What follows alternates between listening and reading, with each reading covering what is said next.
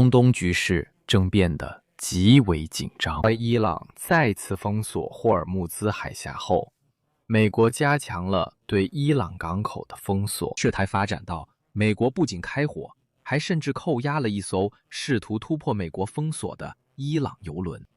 美国总统唐纳德·特朗普随即炫耀说，美军在该船试图绕过美国在阿曼湾的海上封锁后，成功扣押了一艘悬挂伊朗国旗的货船。就在这之后，美国和中国之间的关系也再次出现了新的紧张局势。中国支持伊朗，并表示美国的行为如同海盗，而美国则突然在中国沿海展开了大规模军事演习。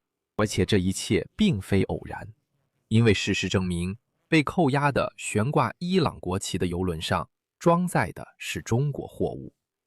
这艘油轮正是从中国港口驶往伊朗的，而且船上的货物也并不普通。油轮是从一个专门装载用于制造导弹所需化学品的港口出发的。我叫阿列克谢·佩奇，让我们一起来讨论这个话题。但在我们开始之前，请大家订阅频道、点赞，在本期节目下方留言，并关注我的电报频道佩奇新闻，链接就在下方。在本视频的描述中也有支持这个 YouTube 频道的链接。非常感谢大家的捐赠或赞助。再见。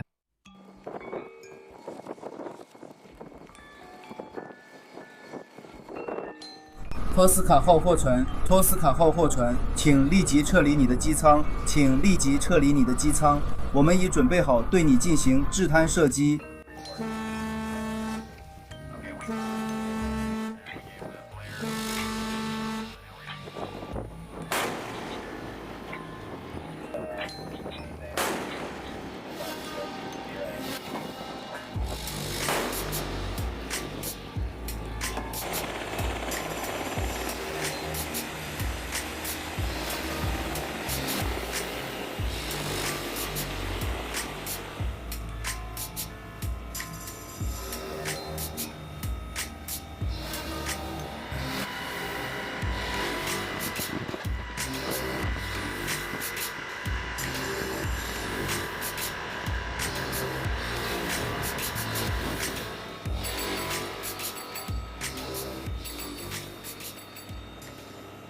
美国总统唐纳德·特朗普表示，美军在阿曼湾扣押了一艘悬挂伊朗国旗的货船。此前，该船试图绕过美国的海军封锁。美国中央司令部公布了事件发生时的画面。截至目前，这是自上周日美国封锁生效以来首次扣押船只，也是首次对船只进行射击。美国的封锁是为了回应自2月28日战争爆发以来，伊朗实际上控制了霍尔木兹海峡的局势。特朗普表示，美国海军陆战队使一艘名为托斯卡的船只失去行动能力，并将其扣押。与此同时，美国和伊朗官员正在巴基斯坦为即将到来的谈判做准备，因为4月21日晚上即将到来的停火最后期限临近。特朗普在社交媒体 Truth Social 上写道，美国海军驱逐舰引用原话，提前警告他们必须停下来。伊朗船员拒绝服从，因此我们的海军舰艇当场将其拦下，并在机舱打了一个洞。根据美国中央司令部周日晚间发布的消息，斯普鲁恩斯号驱逐舰用其 Mk45 型5英寸舰炮向托斯卡号的机舱发射了数发炮弹。据官方媒体报道，伊朗军方指责美国违反停火协议，并进行海上劫掠，并承诺很快将在采访中做出回应。但伊朗人似乎忘了，就在前一天白天，他们自己还曾向一艘试图通过霍尔木兹海峡的油轮开火，尽管此前他们曾宣称该海峡是开放的。在这次袭击之前，特朗普曾威胁称，如果伊朗不同意达成协议，美国将让伊朗所有发电厂停摆，并使所有桥梁无法通行。而且，正如特朗普所说，不再当好人了。紧接着，周日晚上，油价上涨了大约7%，国际市场开盘后的飙升抵消了周五的大幅下跌。当时，特朗普总统和伊朗外交部长宣布霍尔木兹海峡对油轮运输开放，而且石油运输限制持续的时间越长，油价高企的时间也就越长。在这里，美国人已经开始为最坏的情况做准备了。这是本期节目中一个有趣的环节。能源部长克里斯赖特表示，美国汽油的平均价格可能要到明年才能回到战前每加仑低于$3的水平。总之，他直截了当地说，今年不要指望汽油价格会下降。不过，赖特坚称，唐纳德·特朗普应对得非常好。汽油价格上涨并不是战争的结果，绝对不是，一切都怪某种通货膨胀。不过，他却没有解释这种通货膨胀是怎么引起的。让我认为，对于特定一部分选民来说，这样的解释完全可以接受。接下来是克里斯赖特的引用：价格很可能已经达到顶峰，并且它们将开始下降。毫无疑问，在这个冲突解决之后，你会看到价格下降。这不就是废话吗？尽管价格低于$3，但考虑到通货膨胀，这仍然是一笔相当大的数目。但是特朗普政府成功应对了这一前所未有的危机。克里斯赖特并没有具体解释是如何做到的。还有，为了防止有人认为特朗普通过战争提高了石油价格，从而导致美国国内汽油价格上涨，赖特回忆起2022年俄罗斯对乌克兰发动战争的开始。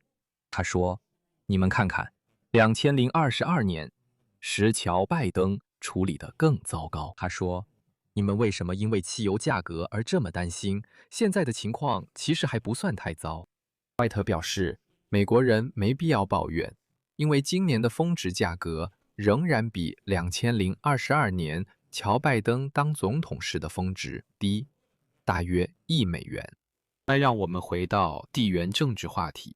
中国今天对美国强行扣押悬挂伊朗国旗的货船表示关切。中国外交部发言人郭家坤表示，引用原话，霍尔木兹海峡的局势十分敏感和复杂，冲突各方应避免进一步升级局势，并为恢复海峡正常通行创造必要条件。北京呼吁冲突各方继续保持停火与谈判的势头。现在，和平的窗口已经打开，应创造有利条件，尽快结束战争。但中国人对这一事件的不满并非毫无缘由，尤其是正是因为扣押了那艘伊朗船只，结果发现那艘船是 Tusko 号，这艘能够运输多达5000个集装箱的船只，是从存放化学品的中国港口返回的。高兰港位于中国东南沿海的珠海市。这是一个著名的化学品装载港口，尤其是装载高氯酸钠，而高氯酸钠是固体火箭燃料的关键前提。伊朗的导弹项目正需要这种物质。与此同时，目前还不清楚这艘船上到底装载了哪些材料，我们正在等待美国方面的说法。但很明显，从这个港口除了化学品，几乎从来没有运送过其他东西。与此同时，美国与菲律宾开始了有史以来最大规模的防御演习，这凸显了华盛顿在中东战争背景下为了对抗中国，保持在印太地区军事存在的重要性。阿里卡坦还将吸引创纪录数量的军人，参演国家将派出超过1.7万名军人参加海上军事演习和实弹演习。参与国中除了美国，当然还有日本、加拿大、澳大利亚、新西兰和法国，当然还有菲律宾。美菲年度联合军演的开始，正好是在中国派遣一支军舰编队前往西部进行演习的第2天。在西太平洋地区，日本首次加入了巴利卡坦军演，而且这一切都发生在为唐纳德·特朗普5月中旬访京进行又一轮准备之际。为什么说是再次呢？因为前2次他的访问都被推迟或取消了。这里我就先打个省略号，欢迎大家在本期节目下方评论区发表你的看法和结论。记得订阅频道，点击小铃铛，并不要忘了点赞。如果你想支持这个 YouTube 频道的运营，可以通过任何形式的打赏或付费会员订阅来实现。怎么做呢？所有链接和账号信息都在本视频的描述中，那里写着支持阿列克谢佩奇频道。你可以选择任何你觉得方便的方式。非常感谢你的支持。就说到这里，多保重，大家再见。